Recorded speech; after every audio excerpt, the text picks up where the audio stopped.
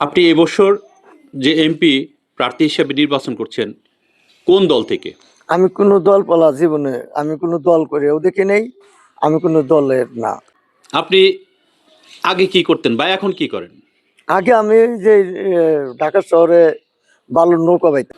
তো এই যে আপনি যে নির্বাচনে অংশগ্রহণ করেছেন বা এই বছরও করছেন, তো আপনার পরিবার থেকে আসলে কেমন সমর্থন আছে? আপনার ছেলে মেয়ে, আপনার স্ত্রী বা আপনার ভাই, এদের সমর্থন আসলে কেমন আছে?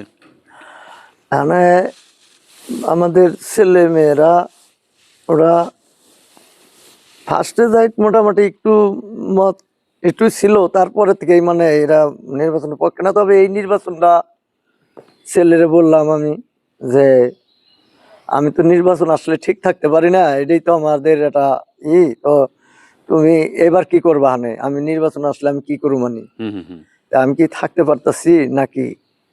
তো এর আগে আমার যখন নির্বাচন শুরু হয়, এর আগেও আমি বলছিলাম যে আমার বাইসে থাকতে নির্বাচন, আর নির্বাচন না থাকলে জানাজা, মানে আমার বাঁচিয়ে রাখতে হলে নির্বাচন দিয়ে রাখতে হবে, নাইলে জানাজার কাপড় রাখো। তাহলে আপনার কথা যেটা বুঝতে পারতেছি, নির্বাচন করাটা হচ্ছে আপনার একটা নেশা। হ্যাঁ, এটা আমাদের একটা ক্যান্সার ব্যারাম, এটা আমার পেশা। আমাদের এই নির্বাচন আইলে আমি আর ঠিক থাকতে পারি না, আমার ভালোই লাগে না।